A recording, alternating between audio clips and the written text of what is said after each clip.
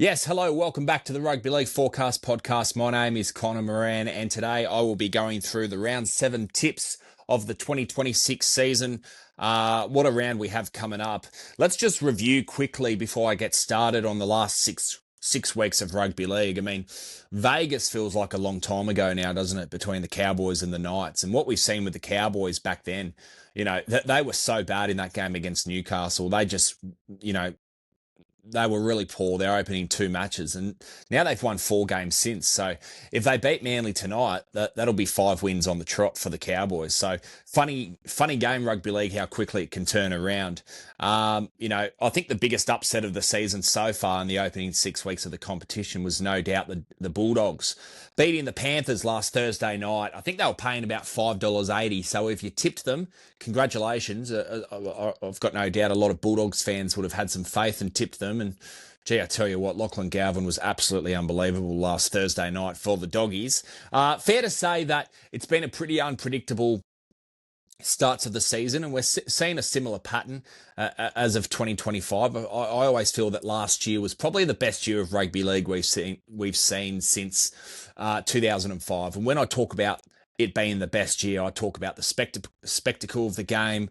I talk about the entertainment factor of the game. I talk about we had high scoring games that were entertaining, but we also had a game last year that was between Penrith and the Bulldogs, and I think Penrith won that 8-6. And for me, that was the best game of the regular season. I think the best game of the year was the Broncos and the Raiders, without a doubt. And then, of course, the Broncos and the Panthers in the prelim. For me personally, we're seeing a lot of 2025 and the early exchanges of 2026. We're seeing a lot of unpredictability happening when it comes to tipping. So, at the end of the day, we've had 6 weeks, but if you take your tipping seriously like I do, I think it's from round 7, round 8 onwards, that's when you will want to start getting your 6 out of 8s or your 7 out of 8s, or if you really believe, 8 out of 8. So if you're in a tipping comp and you take tipping seriously like I do, from round 7, round 8 onwards, this is when you want to try and build momentum leading into that origin part of the season. So I think this round, you probably take this round with your tipping a lot more seriously than, say, the first 6 weeks. I always sort of feel quite relaxed from round 1 to 6 every year. And then from round 7 onwards, I genuinely believe that that's when your tipping comps really start to take off and start to be taken seriously from others around you as well in your competition. So let's get started. Thursday night football, we've got the Cowboys and Manly. Now, I'm not just saying this because I'm a Manly fan, and I've backed against Manly many times over the last few years, without a doubt, especially over the last few years where they've struggled.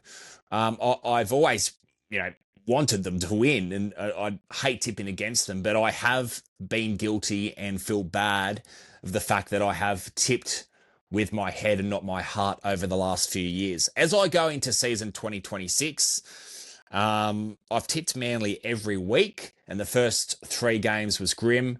But since Kieran Foran's taken over, I just really struggle to tip against them, because now you've got a team, no matter what, that will show up and play for their coach, which gives me confidence in itself. I actually think Manly will beat the Cowboys tonight. And I know you're looking at me thinking it's a biased tip, but I was on the phone to my mate Nathan earlier in the week, and I said, "Oh, look, I think Cowboys will win."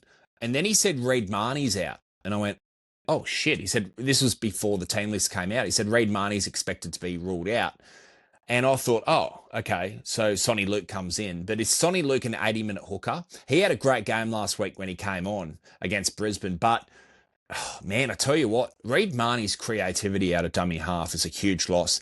And the concern I have about the Cowboys is they're winning games, but they're also leaking a lot of points. Like they let the Broncos score 31 points against them last week, and I think they ended up winning it by 35, 37 or 31 or something like that. They got the try at the end to win the game, but if you're winning games, you don't want to be seeing score lines that big. And now, if we go to Manly, my concern about Manly is they're up 16-0 against the Dragons, and then they give up their lead. Luckily, they got the lead back, but they're like the Canberra Raiders, where they can allow teams to come back into the game quite easily, and Manly at times are their own worst enemy. It's a really hard game to pick, but I think Manly can win this.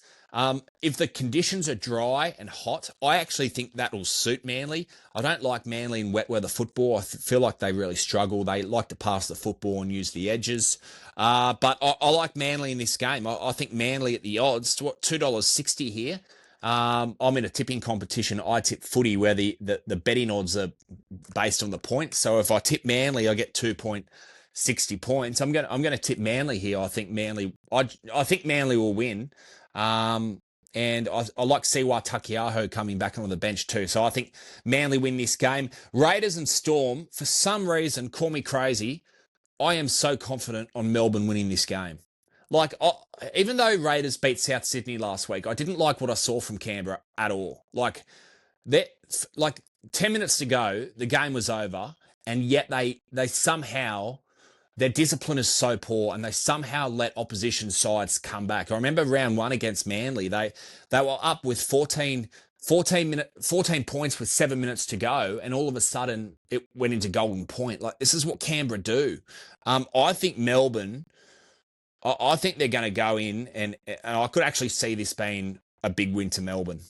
And I know that's probably going to be, most people will probably tip the Raiders, and it's a unexpected tip, but I'm just really confident for this game. I'm no reason at all. I just think Melbourne win.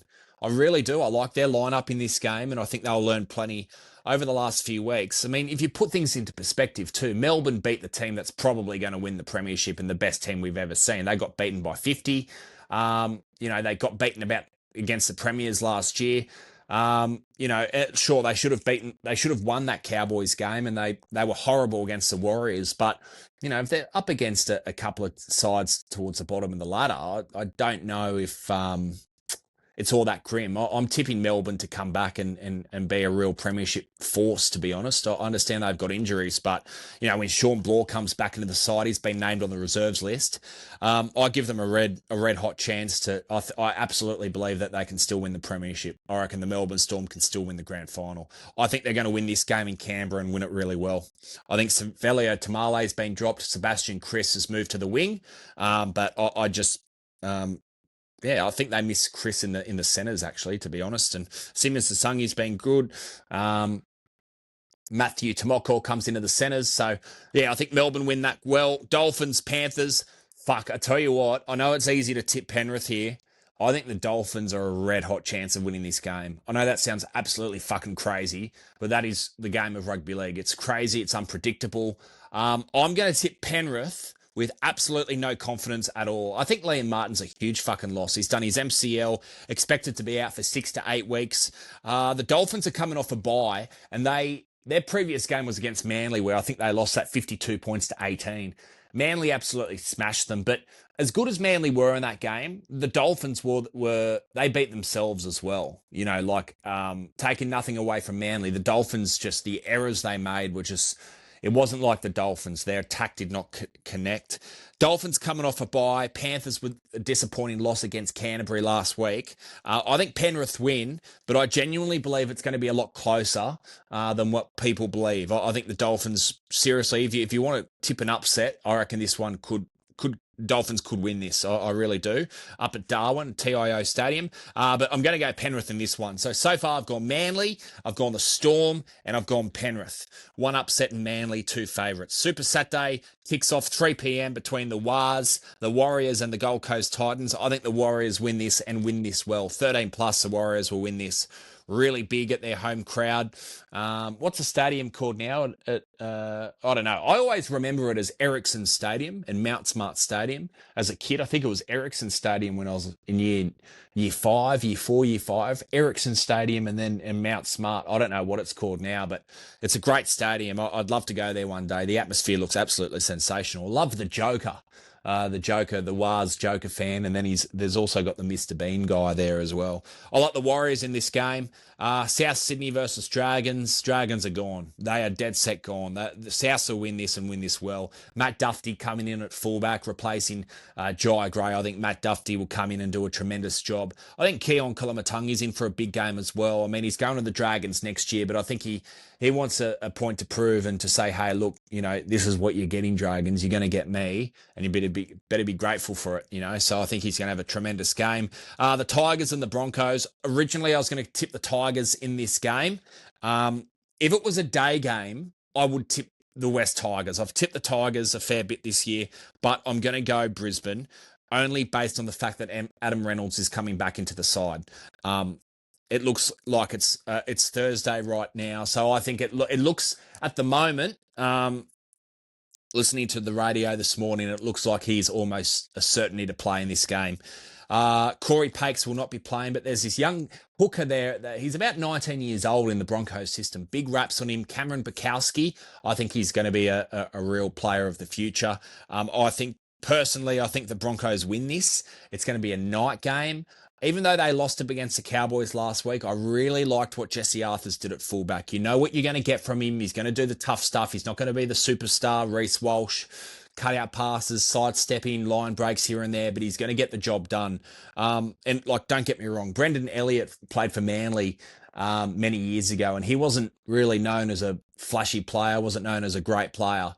But he was a player that whenever Tom got injured, Brendan Elliott would go to fullback and he'd do a bloody good job at fullback. Like he became a really reliable hard worker. He was never going to break the line, never going to make too many line breaks, never going to score many tries, but he just did the tough stuff. And that reminds me of Jesse Arthurs. Now, personally, I think Jesse Arthurs is a better player than Brendan Elliott. You only have to look at that 2023 grand final. Jesse Arthurs, for me, was Brisbane's best player apart from Ezra Mann. But I like the Broncos in this game. I think Payne Haas is still in there. Katoni Staggs, Josiah Karapani in the side, Dean Mariner. I think the Tigers have been fantastic, and I didn't think the Tigers would make the 8 next year. I thought their finals consistently berth, would happen next year. I thought 2027 onwards, but I'm slowly realising I'm probably wrong. So good to see the Tigers do well, but I wasn't expecting to see Adam Reynolds named. I was going to go the Tigers, but when Reynolds is named, he's such a key to their attack.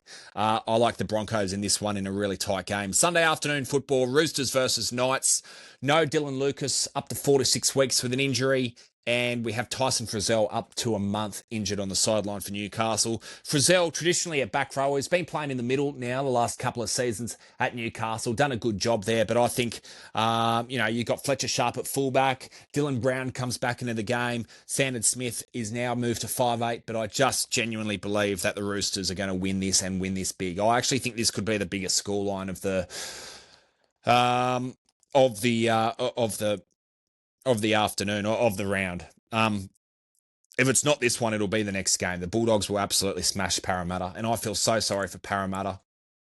I really do. Like, I'm a Manly fan, obviously, and I hate Parramatta in a way. Like, there's that rivalry, but also, if a player this time of the year gets injured through a professional foul and they're ruled out for the year, such as Jermaine Hopgood, Matt Dury, I know it was an accident, but Bailey Simonson's now injured for the year. It's just shocking to see. Like, there should be salary cap compensation, and Parramatta, it's unfair, and I guess it's the way the game goes. Whether or not they're going to do that, I'm not sure. With the salary cap, compensation of that will come in and in the next year, but I think it's something. It's apparently the NRL going to talk about it at the end of the year after the Rugby League World Cup. So going to be interesting to see what they do moving forward there.